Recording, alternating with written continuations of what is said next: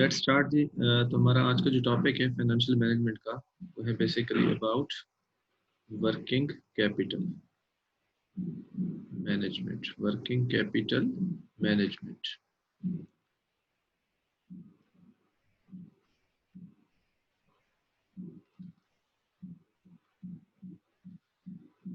तो first of all आपको पता होना चाहिए कि वर्किंग कैपिटल है क्या।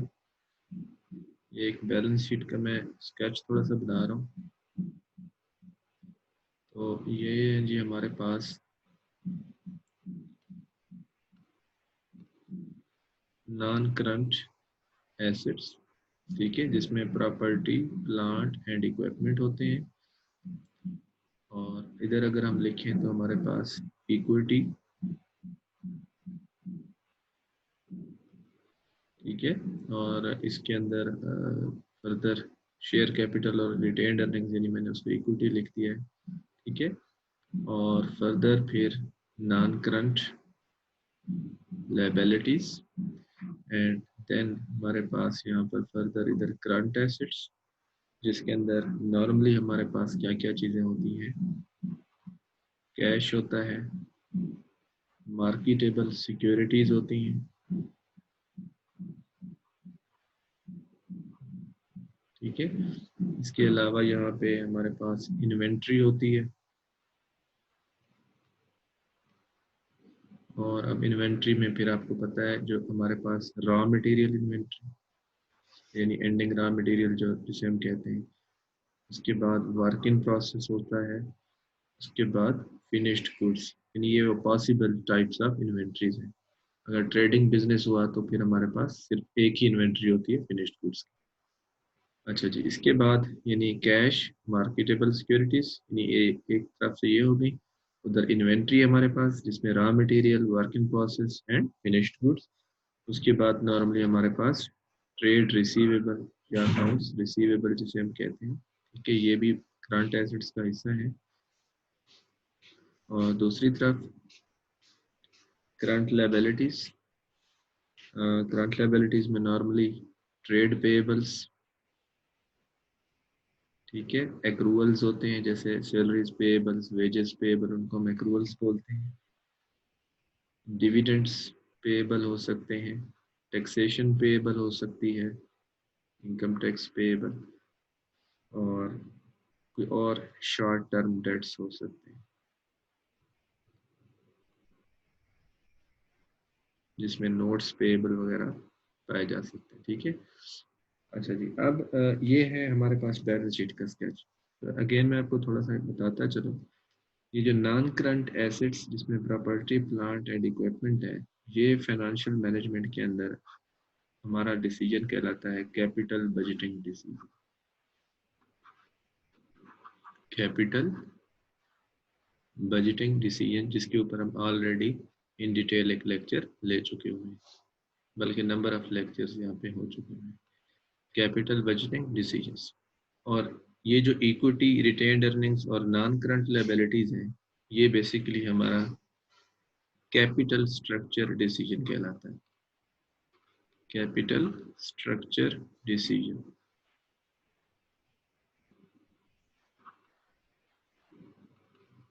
यानी कैपिटल स्ट्रक्चर डिसीजन का मतलब ये है कि हमारे पास जो एसेट्स हैं, प्रॉपर्टी प्लांट एंड इक्विपमेंट, जैसे कि अगर हम ये कहें कि कैपिटल बजटिंग डिसीजन हमने करना है, कोई प्लांट खरीदना है, कोई प्रॉपर्टी, कोई प्रोजेक्ट या किसी में इन्वेस्ट करना है, तो वहाँ से उनको खरीदने के लिए हमारे पास पैसा कहाँ से आएगा। तो वो कम्बिनेशन नॉर्मली क्या होता है, इक्विटी और डेट का हो जाता है। तो ये कैपिटल स्ट्रक्चर डिसीजन है। जो हमारा फोकस है जिसके ऊपर, तो वो हमारा क्योंकि वर्किंग कैपिटल के रिलेटेड है, तो that portion is called working capital, current assets and current liabilities, ये एरिया, ठीक है। करंट एसेट्स और करंट लायबिलिटी का जो एरिया है, ये हमारा क्या कहलाता है, working capital decision. Working capital decision, ये भी बेसिकली ब्रांच किसकी है हमारे पास, जो मेन डिसीजन है वो है इन्वेस्टमेंट डिसीजन। तो करंट एसेट्स में कितना इन्वेस्टमेंट करना है, और ये कैपिटल बजटिंग डिसीजन जो है, ये भी एक इन्वेस्टमेंट डिसीजन है कि हमने नॉन करंट एसेट्स में कितना इन्वेस्ट करना है। ठीक है, तो हमारा जो अभी का टॉपिक है वो क्या है, बेसिकली वर्किंग कैपिटल मैनेजमेंट या working capital decision based on investment decision, right. तो अब यहाँ पे हम मेंशन करते हैं चीज़ों को कि बेसिकली हमारे पास जो वर्किंग कैपिटल है वो क्या है। ये मैं थोड़ा सा चीज़ें मेंशन करता हूँ। अमाउंट टाइड अप, या जिसको हम कहते हैं बाउंड हो जाती है जो amount in working capital is equal to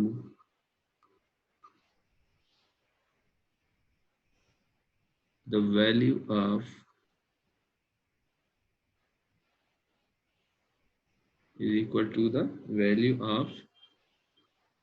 raw material plus work in process plus finished goods, ठीक है, and account receivable भी plus account receivable, ठीक है। यानी अगर मैं इसको अंडरलाइन करूं तो ये बेसिकली क्या हुई, इन्वेंट्री हुई, और ये क्या हुए, रिसीवेबल्स माइनस अकाउंट पेएबल्स। अब अकाउंट पेएबल्स में फिर हमारे पास ट्रेड पेएबल्स एंड एक्रूवल्स नॉर्मली शामिल होते हैं। तो ये जो इक्वल टू का यानी ये जो रिजल्ट होगा ये बेसिकली हमें क्या प्रोवाइड करता है, size of net figure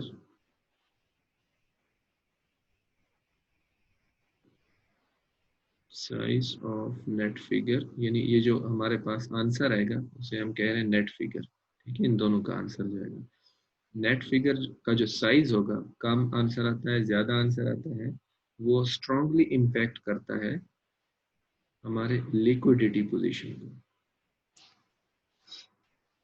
strongly impact करता है इम्पैक्ट ऑन लिक्विडिटी, ठीक है। अब लिक्विडिटी क्या होती है हमारी, नॉर्मली आपको ये पता होना चाहिए एज ए फाइनेंस स्टूडेंट्स, अपने प्रीवियस सब्जेक्ट्स में कई दफ़ा पढ़ चुके हैं। Short term debt paying ability, short term debt paying ability. अब ये एबिलिटी क्या है कि आपके पास बेसिकली कैश कितना है, एबिलिटी स्टैंड्स फॉर कैश होगा तो आप पे कर सकेंगे ना, तो ये एबिलिटी को जज करने का ये है, ठीक है। अब देखो कि raw material work in process plus finished goods plus account receivable minus accounts payable, ठीक है। तो आपका जो आंसर होगा वो हम उसे क्या कह रहे हैं, नेट फिगर जिसे नाम दे रहे हैं। अगर वो साइज ज़्यादा है कम है तो ये हम आगे चल के इसको कंसेप्ट को मज़ीद रिफाइन करते हैं अभी। तो वो डिपेंड किस पे करता है, इम्पैक्ट किस पे करता है, लिक्विडिटी पे। और लिक्विडिटी क्या होती है, short term debt paying ability, ठीक है। तो ये हम इस पूरे कंसेप्ट को आगे चल के सॉल्यूशन इसका करेंगे। अच्छा जी, अब उसके बाद फाइनेंस के अंदर हम नॉर्मली वर्किंग कैपिटल किसको कहते हैं,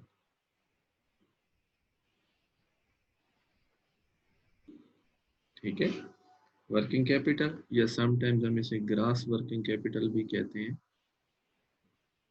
ग्रास वर्किंग कैपिटल, ठीक है। ये बेसिकली होता है, शो करता है किस चीज़ को, current assets, current assets used in operations, used in operation, यानी जो आपका प्रोडक्शन ऑपरेशन होता है या ऑपरेटिंग एक्टिविटीज होती हैं, तो उसमें करंट एसेट्स कितना यूज हुए ये आपका वर्किंग कैपिटल कहलाता है। उसके बाद एक और टर्म जिसे हम कहते हैं जी नेट वर्किंग कैपिटल, जिसे हम कहते हैं नेट वर्किंग कैपिटल। तो ये नॉर्मली हमारे पास क्या होता है, current assets minus current liabilities. इसके बाद एक और important term net operating working capital, net operating working capital, इसको normally net operating working capital ये टर्मिनोलॉजी जाहिर करते हैं एब्रीविएशन के तौर पर, ठीक है।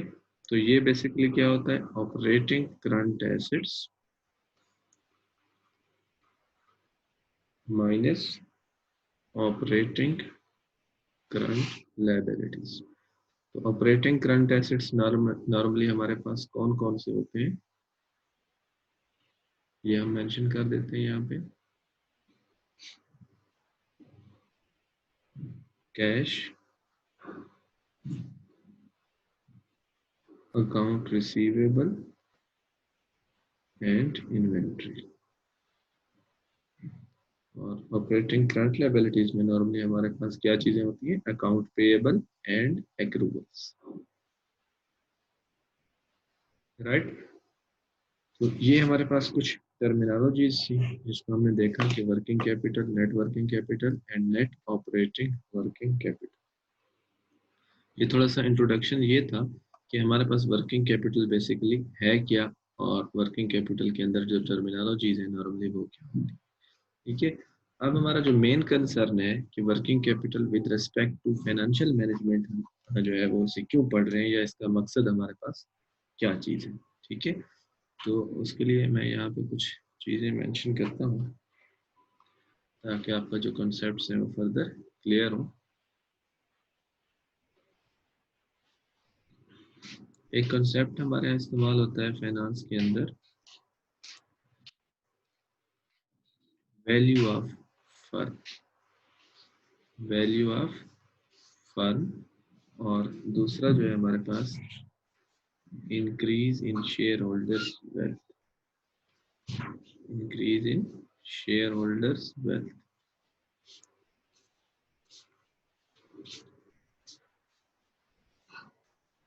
ठीक है जी, अब हमारा जो मेन कंसर्न है टू लर्न फाइनेंशियल मैनेजमेंट और role as a finance manager and role as finance manager, वो बेसिकली क्या है कि ऐसी हमने स्ट्रेटजीज अडॉप्ट करनी है जिससे हमारे पास शेयर होल्डर्स हैं यानी ओनर्स हैं उनकी वेल्थ जो है वो क्या हो, इंक्रीज हो जाए।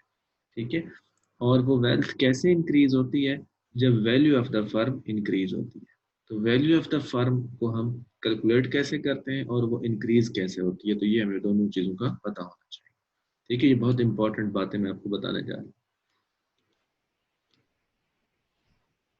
वैल्यू ऑफ द फर्म, इसमें VF लिख रहा हूँ। किसी भी फर्म की, कॉरपोरेशन की वैल्यू जानने के लिए, ठीक है, इन इन डॉलर अमाउंट्स यानी हम अमाउंट में बात कर रहे हैं, तो एक फार्मूला यूज होता है, free cash flows, free cash flows, इसको हम कह देते हैं FCF, normal free cash flows. ठीक है, free cash flows divided by 1 plus वैक इसकी power minus, sorry n minus, अगर हम ऊपर लिख लेते तो माइनस डाल लेते n।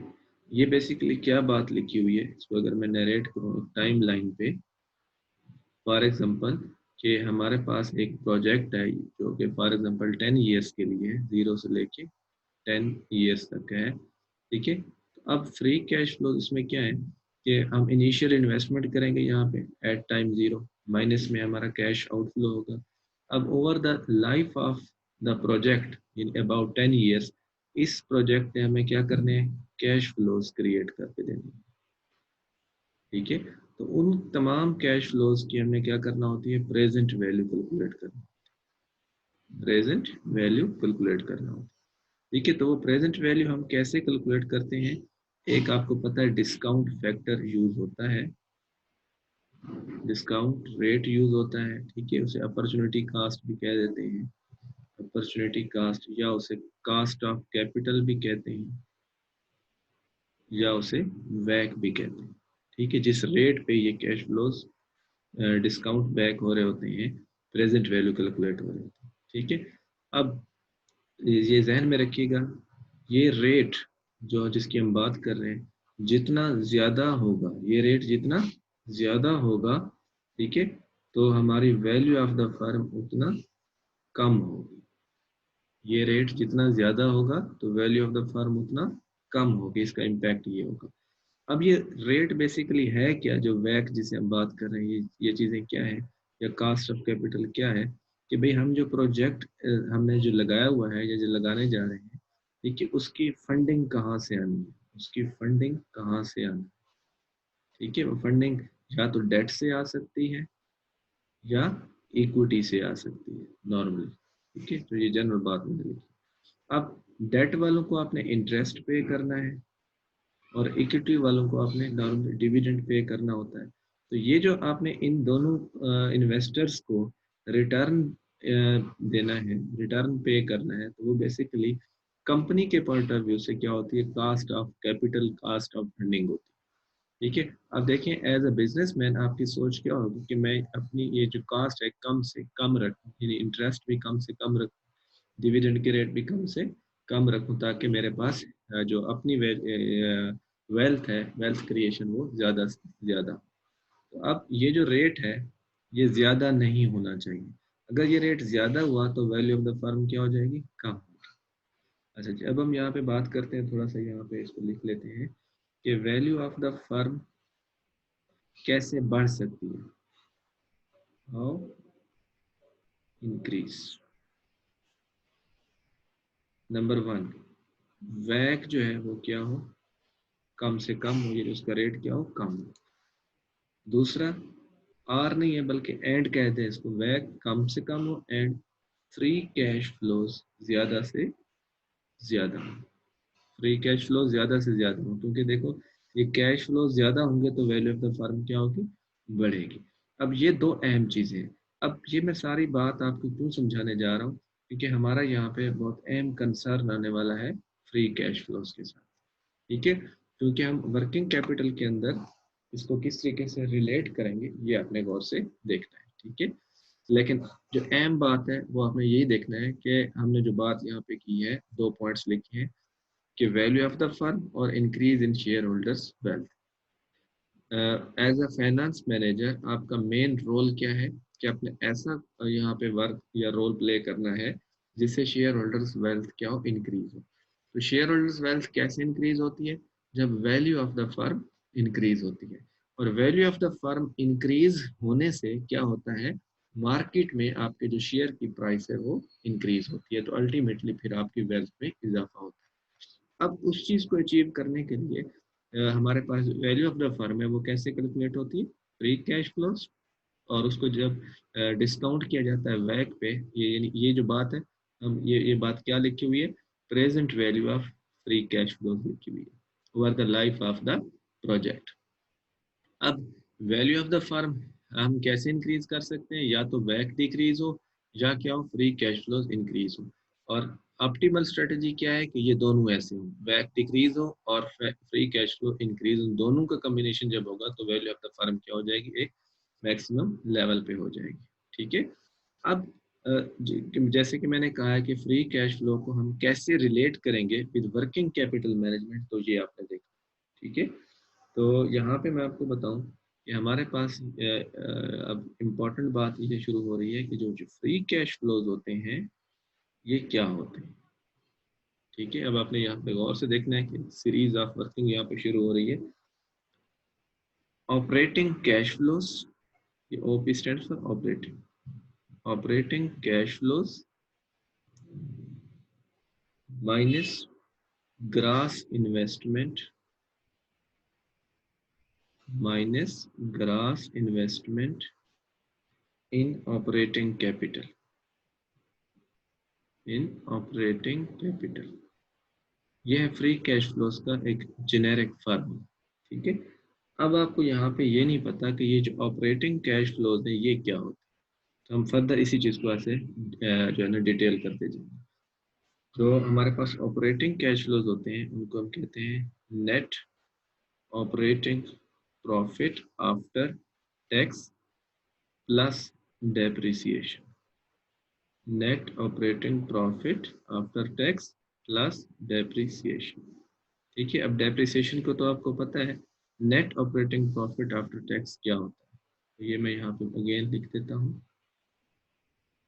नेट ऑपरेटिंग प्रॉफिट ये होता है जी, earning before interest and tax, इस चीज़ को कहते हैं ऑपरेटिंग प्रॉफिट। इसको क्या कहते हैं? Operating profit. ठीक है। अब मैंने इसमें से इंटरेस्ट माइनस नहीं करना, इंटरेस्ट माइनस नहीं करना, जस्ट मैंने क्या करना है यहाँ पे, टैक्स जो है रेट अप्लाई करना है, इसमें से वो माइनस कर देना है। तो मेरे पास आंसर जो आएगा वो क्या होगा? Earning before before interest but after tax. इसको मैं इस लैंग्वेज में लिखने की बजाय इसे क्या कह देता हूँ? Net operating profit after tax. ठीक है। एग्जाम्पल के तौर पर अगर आप देखें तो ये है, फॉर एग्जांपल मेरे पास 1000 EBIT या operating profit, tax rate suppose 40% है, तो 1000 का 40% लेंगे तो ये क्या हो जाएगा? 400। तो नेट ऑपरेटिंग प्रॉफिट मेरा क्या हो जाएगा? 600। ठीक है। तो अब इसी चीज को आप इस तरीके से भी कैलकुलेट कर सकते हैं, earning before interest and tax into 1 minus T, like 1000, 1 minus t is t means tax rate 0.40, तो ये आपके पास क्या हो जाएगा? 0.60। तो जब इसे मल्टीप्लाई करेंगे तो फिर हमारे पास वही 600 आ जाएगा। यानी जो कहने का मतलब है कि आप net operating profit after tax को जो नॉर्मली कैलकुलेट करते हैं इन फाइनेंस, वो आप इस फार्मूला के थ्रू करते हैं। ये वाला फार्मूला लेंथी है, यानी कैलकुलेशन है एक प्रॉपर, इसको आप कम यूज करते हैं। तो नॉर्मली क्या होता है, ये यूज होता है कि net operating profit after tax. तो ये देखो net operating profit after tax है। जब आप इसमें डेप्रिसिएशन ऐड करते हैं तो ये कैश फ्लो बन जाता है, क्योंकि डेप्रिसिएशन क्या है? एक हमारा नॉन कैश एक्सपेंस होता है प्रॉफिट के अंदर। तो आप उसके अंदर जब आप डेप्रिसिएशन एक्सपेंस ऐड करते हैं, क्योंकि ये नॉन कैश है, तो हमारे पास वो प्रॉफिट किस पे आ जाता है? कैश फ्लोज पे आ जाता है, राइट। अब minus grass investment in operating capital basically क्या है? इसको हम लिख लेते हैं net investment, net investment in operating capital plus depreciation. ठीक है, ये ब्रैकेट्स में मैंने लिखे। अब मैं क्या करूं, ब्रैकेट्स को ओपन करता हूं, नो पैट इसको बोलते हैं, NOPAT plus depreciation minus net investment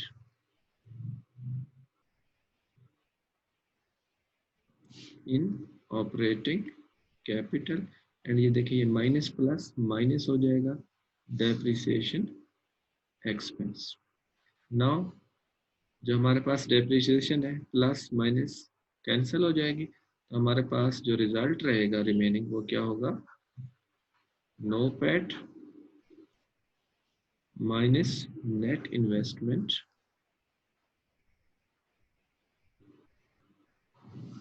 NOPAT and net investment in operating capital. ठीक है। अच्छा जी, आगे चलते हैं इसमें।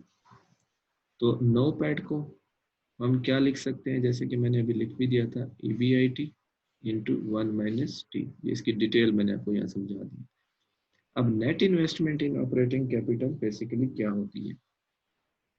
ऑपरेटिंग कैपिटल, ये मैंने OC क्या लिखा? Operating capital at time T minus, चलो मैं ये ब्रैकेट डाल दूं, minus operating capital T minus 1। अब ये चीज क्या है बेसिकली, यानी एक क्लोजिंग लिखा है और एक ओपनिंग लिखा है। आज यानी एंड एंड पे मैं कह रहा हूँ टी है, और इसे बैक करें तो ये T-1 है, यानी ये ओपनिंग हो गया और ये बेसिकली क्या हो गया? क्लोजिंग हो गया। ठीक है। अच्छा जी, अब ये टर्म तो ऐसे रहेगी जैसे हमें यहाँ लिखी हुई है कि EBIT इंटू 1 माइनस टी। अब हम अपने इस डेरिवेशन के इम्पोर्टेंट पॉइंट्स की तरफ जा रहे हैं, जो वर्किंग कैपिटल की तरफ हमें लेके जाएगा, माइनस। अब ये जो OC यानी operating capital at time T है, जो operating capital at time T-1 है, तो दोनों ही ऑपरेटिंग कैपिटल, यानी इसके अंदर जो एलिमेंट्स हैं वो सेम होने हैं, जस्ट टाइमिंग डिफरेंस है, यानी वैल्यू का फर्क। ठीक है। अब इसके अंदर जो ऑपरेटिंग कैपिटल है बेसिकली इसके अंदर शामिल कौन कौन सी चीज़ है? कि ऑपरेटिंग कैपिटल यानी हम किसको कहते हैं। तो अब ये देखें, नेट वर्किंग कैपिटल जो रिक्वायर्ड होता है plus net fixed assets, plus net fixed assets, ये हमारा कहलाता है जी ऑपरेटिंग कैपिटल जो करंट ऑपरेशंस को डील कर रहा होता है। अगेन माइनस यहाँ पर भी यही चीज आ जाएगी, ठीक है, यानी net working capital plus net fixed assets, यानी ये वाले हमारे कौन से हो गए, क्लोजिंग हो गए, और ये वाले कौन से हो गए, ओपनिंग हो गए। तो क्लोजिंग और ओपनिंग ओपनिंग के दरमियान जो चेंज है जिसे हम डेल्टा कह दें, ठीक है, ये बेसिकली ये ऑपरेटिंग जो cash flow net operating profit after tax में से ये चेंज माइनस कर दें तो हमारे पास जो आंसर आ जाता है वो क्या आ जाता है, फ्री कैश फ्लोज। ठीक है, अब हमारा जो फोकस पॉइंट है वो क्या है बेसिकली, देखो ये जो नेट वर्किंग कैपिटल है, अगर इसमें अमाउंट ज्यादा हुई तो हमारा फ्री कैश फ्लो क्या हो जाएगा, कम हो जाएगा। फ्री कैश फ्लो क्या हो जाएगा, कम हो जाएगा। और अगर अमाउंट कम हुई यानी इसके अंदर जो इन्वेस्टमेंट हमने करनी है ऑपरेटिंग वर्किंग कैपिटल के अंदर, ऑपरेटिंग कैपिटल की जो मेन रिक्वायरमेंट है, तो उसमें हमारी इन्वेस्टमेंट जो है वो बाउंड नहीं होनी चाहिए ज्यादा। अगर वो अमाउंट ज्यादा बाउंड हुई तो हमारा फ्री कैश फ्लोज क्या होंगे, वो कम हो जाएंगे इस फिगर में। ठीक है, अगर हम एग्जाम्पल कर लें, फॉर एग्जाम्पल यहाँ लिख लेते हैं कि ये चीज़ हमारे पास 1000 है, और यहाँ पर हम लिख लेते हैं कि सपोज नेट वर्किंग कैपिटल है हमारे पास, यहाँ मैं लिख लेता हूँ 50, और सपोज ये मैं लिख लेता हूँ 200, तो ये 250 बेसिकली हो गया, माइनस अगेन मैं यहाँ लिख लेता हूँ ये 30, और ये मैं लिख लेता हूँ 150। ठीक है, तो ये आ गया जी 1000 माइनस, इसको कह लेता हूँ 250 और इसको कह लेते हैं 180।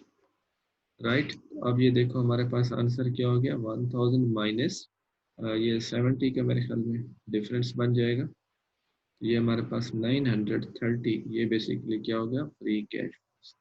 अब आप खुद सोचें कि अगर मेरे पास ये अमाउंट क्या हो, जो नेट वर्किंग कैपिटल की है, कम हो, तो हमारे पास क्या होगा, ये नेट वर्किंग कैपिटल की इन्वेस्टमेंट कम से कम हो तो ये फिगर्स हमारे क्या हो जाएंगे, कम हो जाएगा ये जो नेट फिगर। ठीक है, तो फ्री कैश फ्लोज क्या हो जाएंगे, इंक्रीज हो जाएंगे। तो हमें क्या चाहिए, फ्री कैश फ्लोज को इंक्रीज होना चाहिए, हम ये डिमांड कर रहे हैं। ऐसी इन्वेस्टमेंट होनी चाहिए, चाहे वो फिक्स्ड एसेट्स हैं चाहे वो वर्किंग कैपिटल के हैं, क्योंकि मैं फोकस वर्किंग कैपिटल पे कर रहा हूँ। इन दोनों में जो ऑपरेटिंग कैपिटल की इन्वेस्टमेंट है बेसिकली, तो ये ऑपरेटिंग कैपिटल है ना मेन जो है। ठीक है, ऑपरेटिंग कैपिटल के अंदर हमारी इन्वेस्टमेंट क्या होनी चाहिए, कम से कम होनी चाहिए।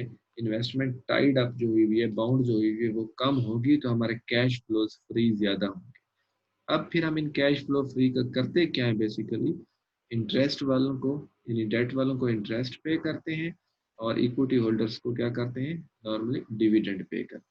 ठीक है, अब ये देखो और इस हमारे पास क्या होगा बेसिकली, जितना फ्री कैश फ्लो ज्यादा होगा, जो ओनर्स ऑफ द फर्म है, शेयर होल्डर्स है, उनके पास से कैश फ्लो अवेलेबल ज्यादा होगा फॉर डिस्ट्रीब्यूशन, यानी डिस्ट्रीब्यूशन एज डिविडेंड, जो इसे हम जिस मीनिंग में भी ले लें। ठीक है, अब हमारा जो मेन पर्पस हुआ, मेन पर्पस जो है हमारा, main purpose of working capital वो क्या है, हम यहाँ लिख लेते हैं,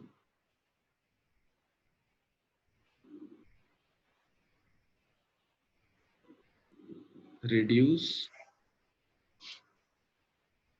इन्वेस्टमेंट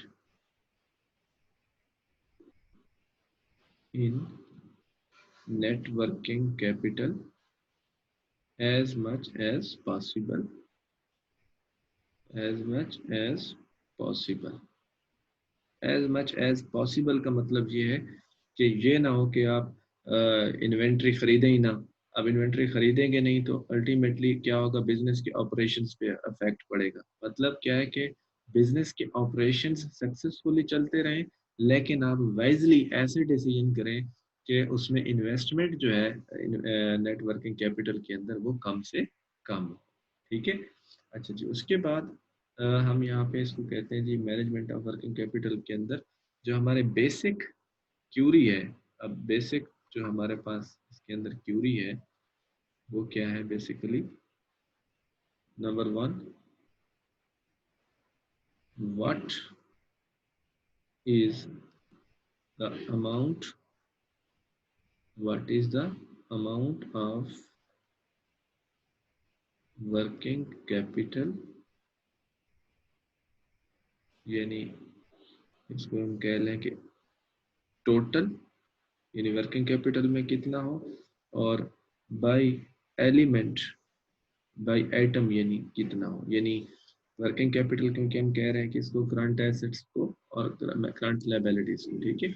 अब इन्वेंट्री में कितना होना चाहिए, ठीक है, लाइक इन्वेंट्री में कितना हो, अकाउंट रिसीवेबल में कितना हो, कैश कितना हो हमारे पास, अकाउंट्स पेबल का क्या होना चाहिए हिसाब किताब। ठीक है। तो इन टोटल इन सब का कितना होना चाहिए और इंडिविजुअल एलिमेंट वाइज ये कितना होना चाहिए। ठीक है।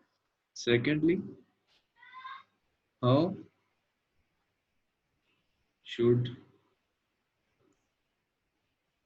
Working capital B funded, working capital B funded, और इसके पैसे कहाँ। फॉर एग्जांपल हमें वर्किंग कैपिटल में क्या करना है, इन्वेंट्री को खरीदना है। ठीक है, रॉ मटेरियल को खरीदना है। तो रॉ मटेरियल हम कहते हैं जी हमारा इतना जो है ना रॉ मटेरियल होना चाहिए, इतना अमाउंट का हमारे पास होना चाहिए करंट एसेट्स के अंदर। तो उसके पैसे, उसकी पेमेंट, उसके फंड, उसकी फाइनेंसिंग का वे क्या होगा कि वो आएगा कहाँ से। ठीक है। वो आएगा कहाँ से, तो कैसे आ सकता है, एक तो ये है कि हम अकाउंट्स पेबल से उधार पे ले लें और उनको लटकाए रखें। ठीक है, एक तो ये तरीका हो सकता है। दूसरा क्या हो सकता है कि हम कोई नोट्स पेबल इशू कर लें, लोन ले लें और पैसों से रॉ मटेरियल को खरीद लें। ठीक है, यानी हम लायबिलिटीज और देखें करंट एसेट्स को कैसे मैनेज कर रहे हैं। ठीक है। तो इन सारी चीज़ों को हमने क्या करना होता है, देखना होता है कि हम किस तरीके से इसको मैनेज करें। जी, हम बात कर रहे थे कि जो बेसिक क्यूरीज हैं हमने अभी इनको समराइज किया है कि एक तो अमाउंट ऑफ कैपिटल जो वर्किंग कैपिटल है वो हमारे पास कितना होना चाहिए, और उसको फाइनेंसिंग किस वे से करना है, उसका मेथड क्या होना चाहिए। जैसा कि हम ये ऊपर बैलेंस शीट में देखे हैं कि हमारे पास अब यहाँ पर देखें कि जो इन्वेंट्री का लेवल है, रिसीवेबल्स का लेवल है। ठीक है, inventory, work in process, finished goods, raw material की इन्वेंट्री होगी, रिसीवेबल्स, इसी तरीके से पेबल्स हैं।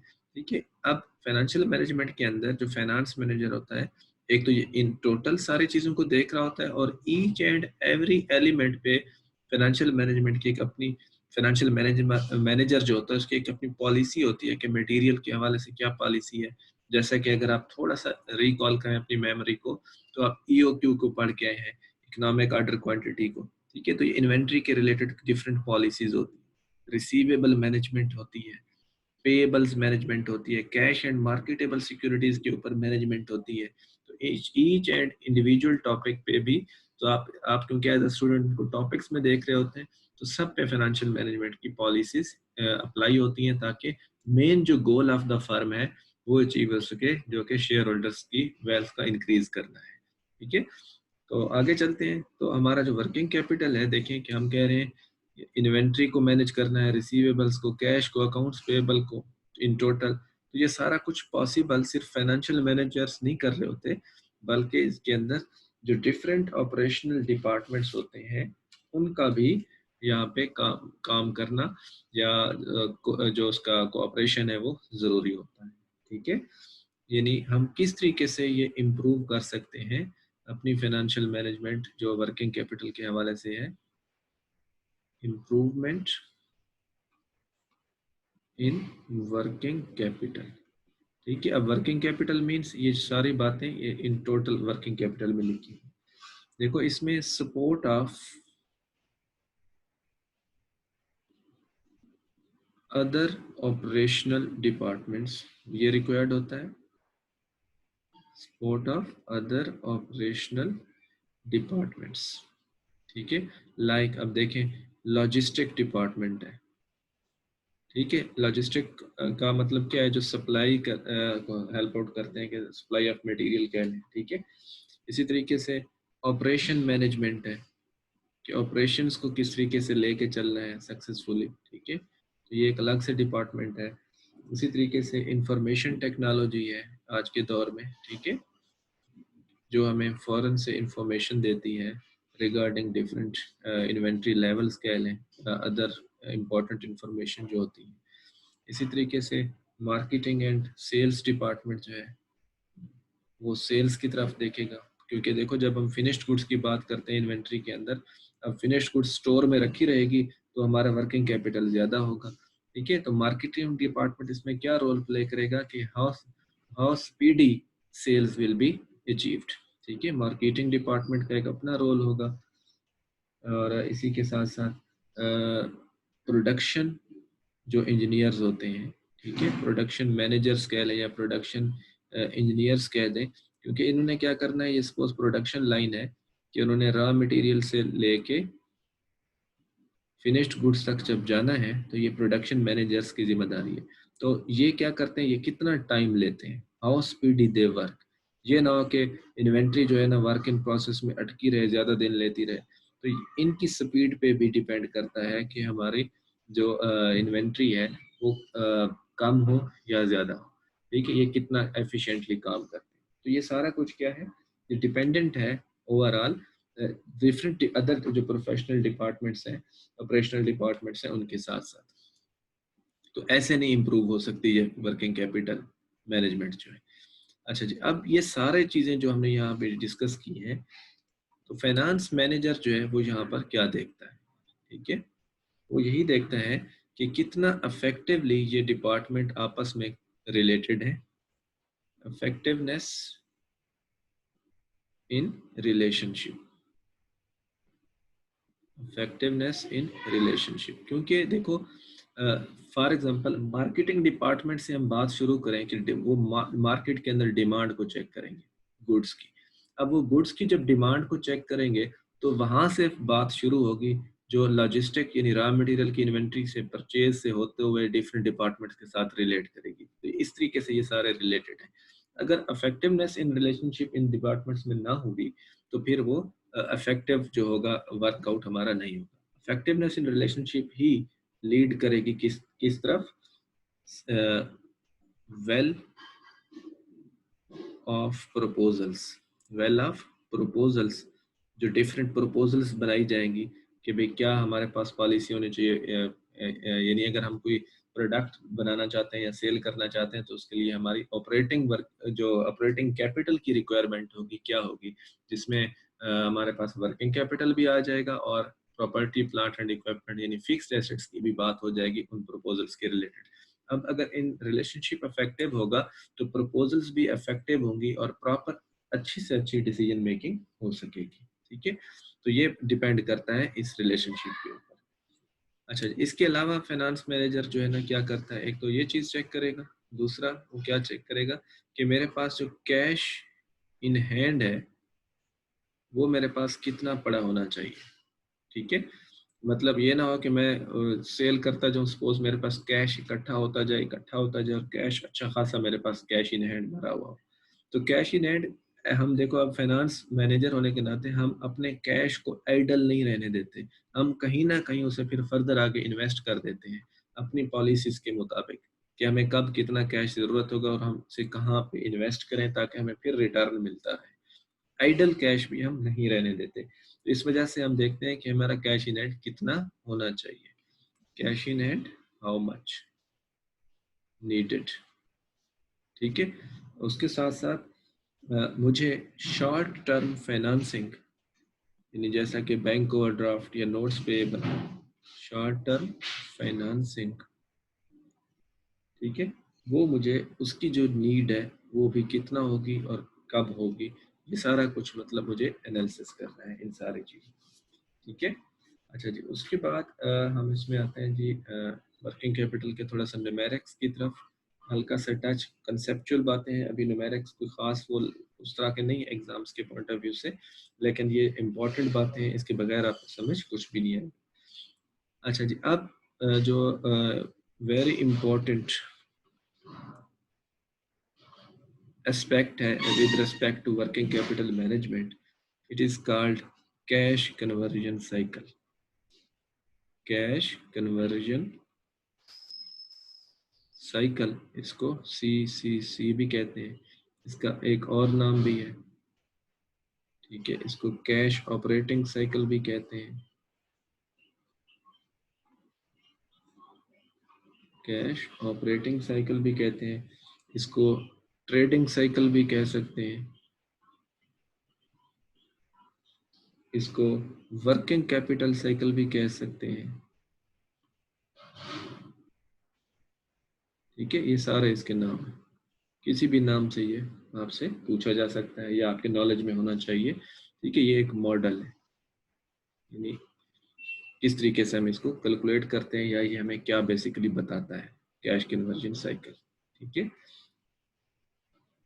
It basically focuses on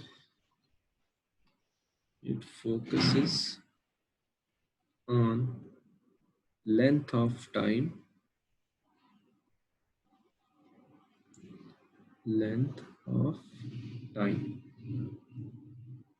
while making cash payments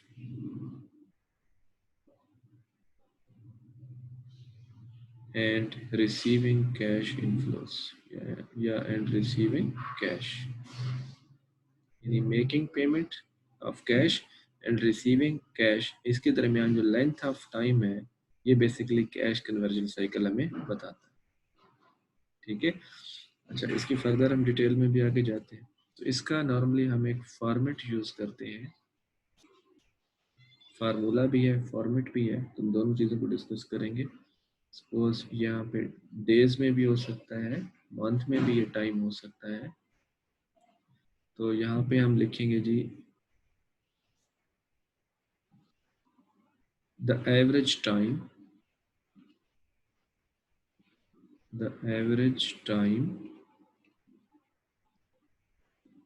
raw material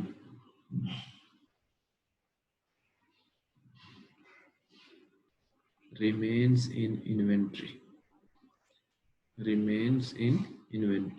यानी इन्वेंट्री में पड़ा रहता है, प्रोडक्शन में यूज नहीं होता, कितना टाइम लेता है. यानी रॉ मटेरियल जो है प्रोडक्शन में जाने तक का आप रखा हुआ जो होल्डिंग पीरियड है उसका वो कितना है. यानी रॉ मटेरियल को जब हम प्रोडक्शन में इशू करते हैं, ऑपरेशन में यूज करते हैं प्रोडक्शन में, तो ये कितना टाइम ले रहा होता है कि कब इशू किया जाता है स्टोर रूम से प्रोडक्शन में. ठीक है, चाहे वो डेज में है, चाहे वो मंथ में, जो भी हो. उसके बाद यहाँ से हम क्या करते हैं, लेस करते हैं टाइम टेकन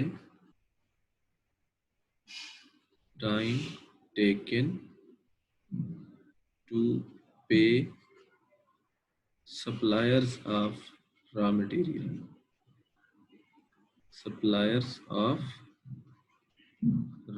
material या इन्वेंट्री, जो भी कह लें. ठीक है, इसमें रॉ मटेरियल भी हो सकता है और टाइम टेकन टू पे सप्लायर्स ऑफ रॉ मटेरियल्स, और यहाँ पे वेजेस या लेबर की भी हम बात कर सकते हैं उन सबको. ठीक है, तो ये यहाँ से माइनस हो जाएगा.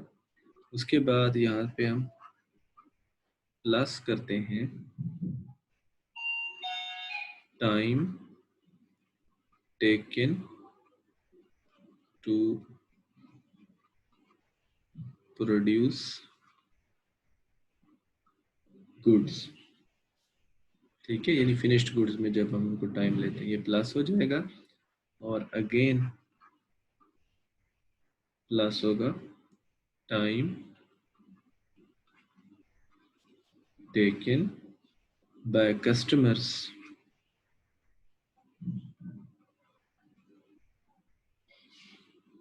To pay for goods. यानी जिन कस्टमर्स ने हमसे गुड्स खरीदी थी जो रिसीवेबल से, वो कितना टाइम लेते हैं पे करने में. तो पे फॉर गुड्स यानी बेसिकली हम क्या क्या कह रहे हैं, रिसीवेबल पीरियड. हम कितना टाइम लगाते हैं अपने रिसीवेबल्स को कलेक्ट करने में. Receivable period. ठीक है, तो ये यहाँ पे जब सॉरी ये प्लस करना था, इसको erase कर लेते हैं। तो इन दिस वे ये जो हमारे पास आंसर आ जाता है, ये हमारा क्या कहलाता है, कैश कन्वर्जन साइकिल या कैश ऑपरेटिंग साइकिल, जो भी हम इसे नाम देते हैं। इसको हम इस तरह से भी कह सकते हैं in formula term, inventory conversion period, inventory जो है turned into work in process, into finished goods and into sale, कितने दिन लगते हैं, inventory conversion period, plus receivable collection period, receivable collection period.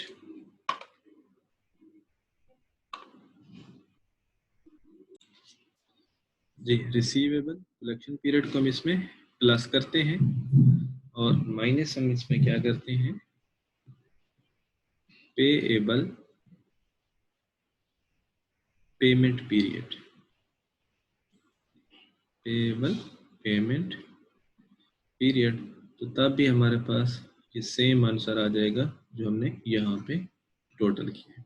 कैसे भला आप ये देख सकते हैं, देखें ये हमारे पास है average raw material remains in inventory, मैं ब्लू लाइन लगा रहा हूँ, ये plus time taken to produce goods, क्योंकि हमने क्या कहा है, inventory raw material inventory turned into work in process, work in process से फिनिश्ड गुड्स, तो ये बात हो गई इन्वेंट्री कन्वर्जन पीरियड।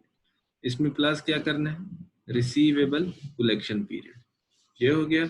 माइनस क्या करना है, पेएबल पेमेंट पीरियड्स, ये आप माइनस का, सेम आंसर यहाँ पे इसे यहाँ पे लिख सकते हैं। ठीक है, तो इसमें आप ओवरऑल यही बात कर सकते हैं। और इसके अलावा इसको इस तरीके से भी कंसेप्ट को देख सकते हैं, कैश इनफ्लो डिले, ये दोनों चीजें क्या बताएंगी, कैश इनफ्लो डिले, कि हमें देखो हम इन्वेंट्री को, रॉ मटेरियल इन्वेंट्री को क्या करेंगे, फिनिश्ड गुड्स में कन्वर्ट करेंगे, बेचेंगे, फिर रिसीवेबल कलेक्ट करेंगे, तो ये इतने टाइम लगेगा हमें कैश इनफ्लो, यानी दिन लगेंगे जो टाइम लगेगा, इसलिए हम इसे क्या कह रहे हैं, कैश इनफ्लो डिले माइनस पे पेमेंट जो है या पे आउट डिले जो होगी, कैश पेमेंट डिले, तो इज इक्वल टू हमारा जो आंसर आ जाएगा उसे हम क्या कहेंगे, नेट डिले। ठीक है, तो ये सारी चीजें क्या है, सेम है। ठीक है, इन डिटेल हमने इन चीजों को देखा, ये सारी चीजें क्या है, बिल्कुल सेम है। ठीक है, अच्छा अब इसके बाद इस चीज पे हम दोबारा एक छोटा सा न्यूमेरिकल भी करेंगे।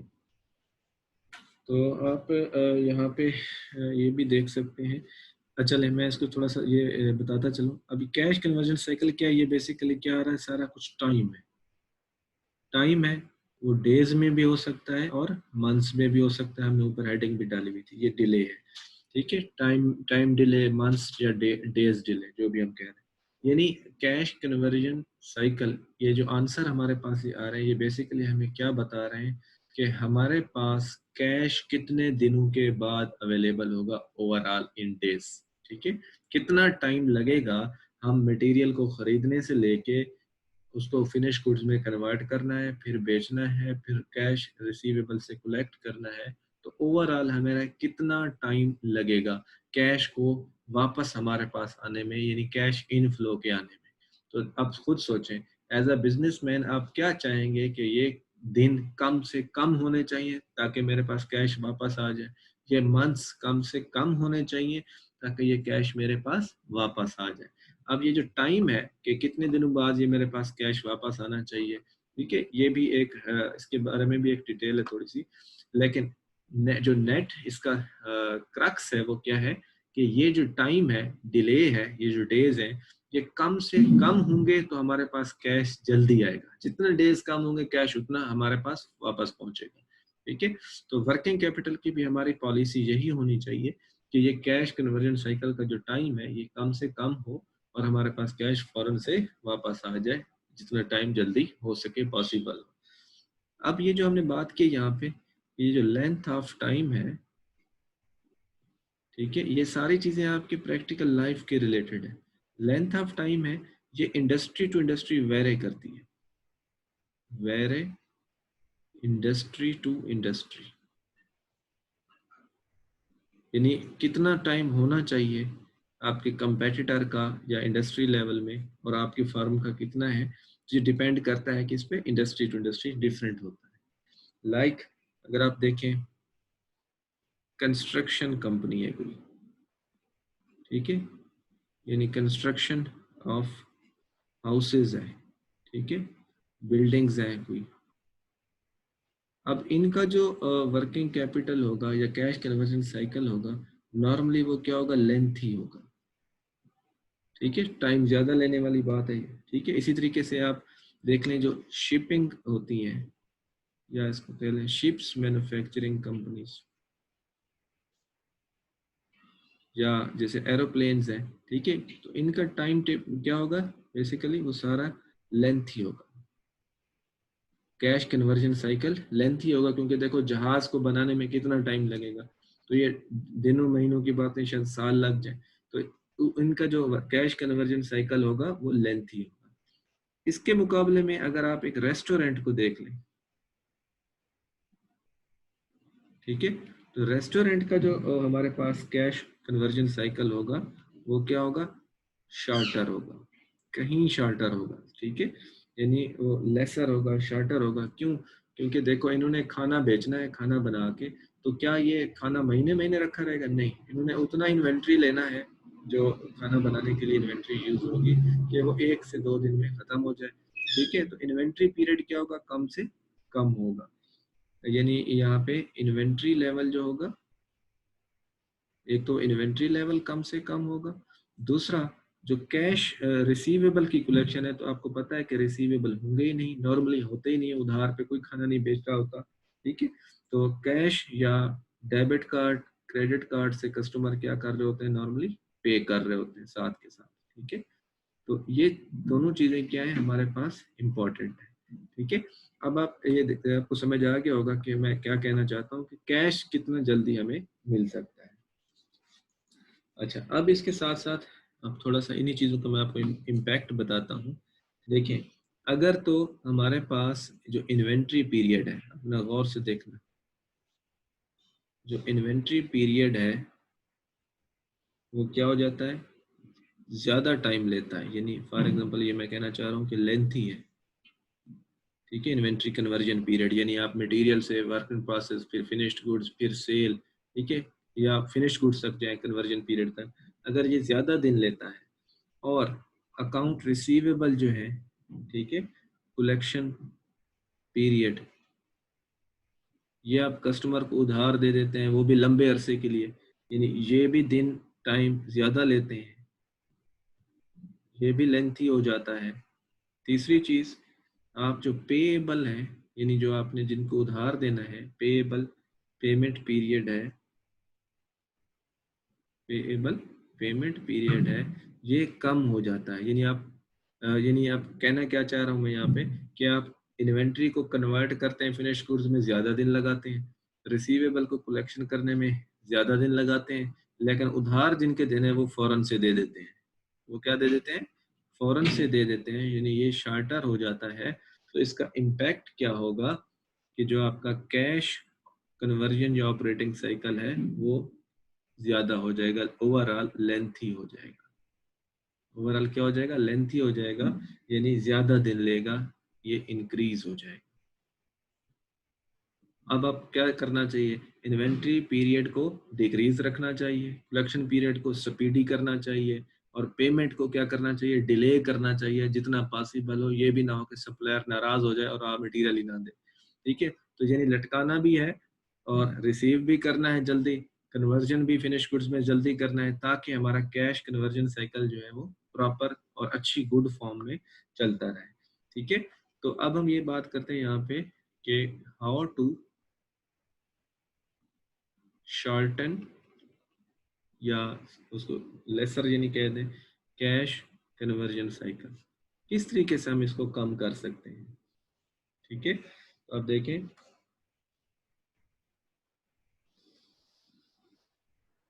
हमारा जो मेन ऑब्जेक्टिव है वो क्या होना चाहिए। Objective should be to reduce, या जिसको हम कह रहे हैं कि shorten its cash conversion cycle as much as possible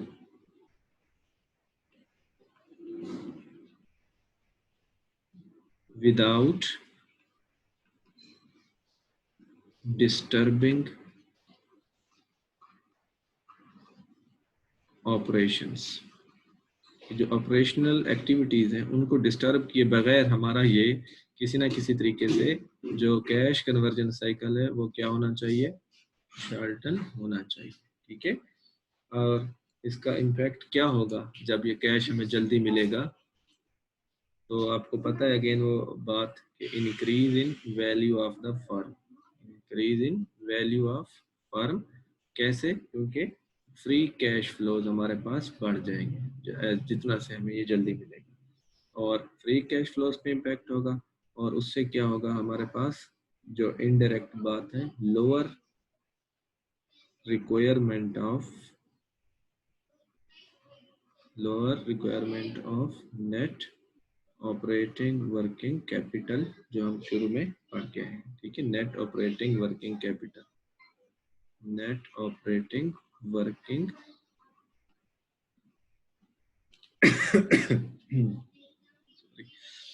तो ये इसके ऊपर अब फर्दर इसमें पॉइंट्स ऐड कर लेते हैं, यानी हमें क्या करना चाहिए जो हम बातें कर चुके हैं। रिड्यूस इन्वेंट्री कन्वर्जन पीरियड, कि हमें जो इन्वेंट्री को कन्वर्ट करना है इनटू फिनिश्ड गुड्स वो क्या करना चाहिए, कम से कम करना चाहिए। तो वो कैसे होगा कि हमें जो प्रोसेसिंग है वो क्या करना चाहिए, processing plus selling of goods, ये सारी चीज़ें क्या करना चाहिए, स्पीडी करना चाहिए। अब देखिए इसमें रोल किसका आ गया, प्रोसेसिंग और सेलिंग, एक ऑपरेशनल डिपार्टमेंट, प्रोडक्शन इंजीनियरिंग और मार्केटिंग डिपार्टमेंट ये रोल प्ले करेंगे इसमें, तभी एफिशिएंसी अचीव होगी। उसके बाद रिड्यूस रिसीवेबल कलेक्शन पीरियड, कि हमें यानी कलेक्शन का जो टाइम है वो हमें जल्दी से जल्दी कलेक्ट करना चाहिए, यानी बेसिकली क्या होना चाहिए, स्पीडी कलेक्शन होना चाहिए। ठीक है, स्पीडी कलेक्शन। उसके बाद तीसरा increase in payable payment period, यानी क्या करना है, समझ आ गया होगा आपको कि पेएबल्स को लटकाना है, लेकिन ऐसा भी नहीं लटकाना कि वो नाराज हो जाए, slow down payments, slow down payments, right. तो ये हमारा ओवरऑल बेसिक जो कॉन्सेप्ट्स है इसके बारे में वो हमने पढ़ लिए। अभी हम एक छोटा सा न्यूमेरिकल कर लेते हैं ताकि आपको ये सारी चीज़ें थोड़ा सा क्लियर हो जाए।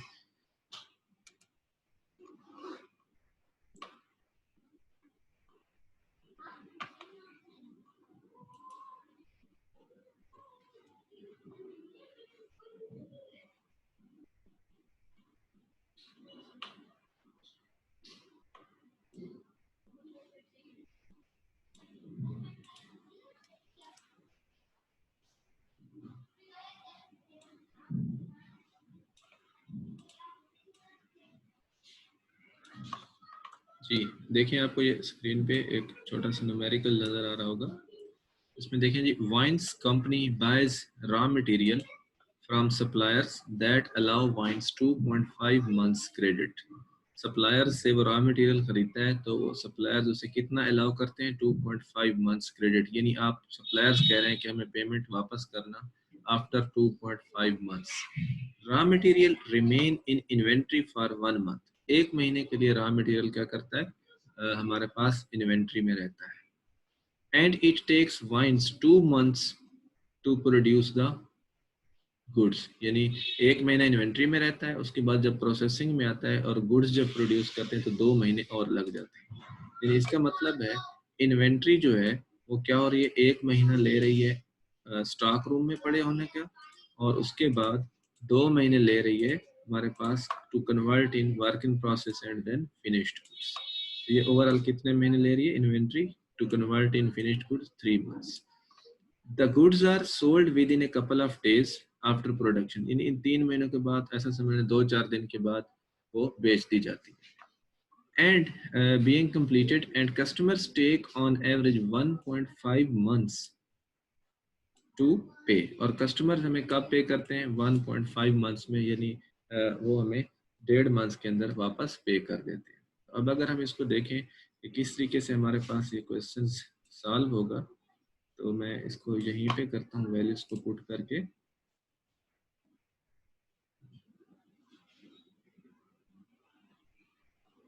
जी, तो the average time raw material remains in inventory. Inventory के अंदर आपको सामने ये फिगर नजर आ रहा है, एक महीना क्या रहता है, यानी मंथ्स में डाटा है, एक महीना जो है वो इन्वेंट्री में रहता है।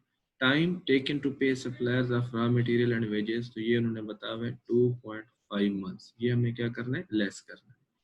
टाइम उसके बाद बताया गया जी टेकन टू प्रोड्यूस गुड्स, वो है हमारे पास 2 मंथ्स। ठीक है, तो ये आप देख सकते हैं यहाँ पे, तो हम यहाँ लिख लेते हैं जी 2 मंथ्स में प्रोडक्शन ऑफ गुड्स में लगते हैं, तो ये प्लस करना है हमने। उसके बाद कस्टमर जब हमें पे करते हैं तो 1.5 मंथ्स ये लेते हैं। तो जब आप इसको प्लस माइनस करके आंसर निकालते हैं तो ये देखिए हमारे पास क्या आता है, 2 और 1 3, 3 और 1 4, 4.5, 4.5 माइनस 2.5, 2 मंथ्स, यानी 2 मंथ्स में हमें कैश वापस रिकवर होता है। ठीक है, और अगर हम इसको इस फार्मूला के तहत करें जो आपके पास सामने है, तो आप यहाँ पे देख सकते हैं इन्वेंट्री कन्वर्जन पीरियड। आप जरा गौर से देखें, इन्वेंट्री कन्वर्जन पीरियड एक महीना वो क्या होता है, इन्वेंट्री में पड़ी रहती है, और 2.5 जो है वो क्या करती है, प्रोडक्शन, सॉरी 2 मंथ्स, 2 मंथ्स क्या करते हैं वो कन्वर्जन में लगाता है इनटू फिनिश्ड गुड्स 2.0। ये इन्वेंट्री कन्वर्जन पीरियड हो गया। रिसीवेबल कलेक्शन पीरियड है जी, 1.5 मंथ्स में रिसीवेबल कलेक्ट होते हैं। ठीक है, ये दूसरा फैक्टर हो गया। और पेमेंट टू सप्लायर्स जो है वो हम कब करते हैं, हमें उसने दिए हुए हैं 2.5 मंथ्स। ठीक है, अब देखें ये हमारे पास 3 हो गया प्लस 1.5, 4.5 माइनस 2.5, तो ये हमारे पास जो आंसर आ गया अगेन 2 आ गया। और अगर इधर हम यही लिखें कैश इनफ्लो डिलेज, तो ये 4.5, ये जो इनका प्लस है, और माइनस पेमेंट डिले कितना है 2.5, तो अगेन ये डिले 2 मंथ्स। ठीक है, तो ये आप आंसर्स मैच कर रहे हैं, और यहाँ पे भी ये आंसर हुआ जैसे यहाँ। तो ये बेसिकली कॉन्सेप्ट था कैश कन्वर्जन साइकिल, और किस तरीके से हम अपनी वर्किंग मैनेजमेंट पॉलिसी को बेहतर से बेहतर कर सकते हैं ताकि हमें जो कैश है वो अर्ली एज पॉसिबल वापस है। और वो कैश हमारा कहाँ पे होगा, वो कैश हमें क्या बता रहा होगा कि आपकी जो कैश है वो बाउंड नहीं है इन वर्किंग कैपिटल। ठीक है, देखो जैसे इन्वेंट्री का टाइम ज्यादा लगेगा तो हमारी इन्वेस्टमेंट बाउंड होगी, जैसे रिसीवेबल पे कलेक्शन पे टाइम ज्यादा लगेगा हमारी इन्वेस्टमेंट बाउंड है, क्योंकि हमें कैश नहीं मिल रहा। कैश मिलेगा तो हम उसे कहीं पे फर्दर इन्वेस्ट भी कर सकते हैं। ठीक है, तो ये जितना देखो रिसीवेबल और इन्वेंट्री को हम कवर करेंगे तो हमारा इन्वेस्टमेंट जो वर्किंग कैपिटल के अंदर होगा वो कम से कम होगा, और यही हमारा मेन ऑब्जेक्टिव होना चाहिए to achieve our overall goal of the fund of increasing shareholders wealth.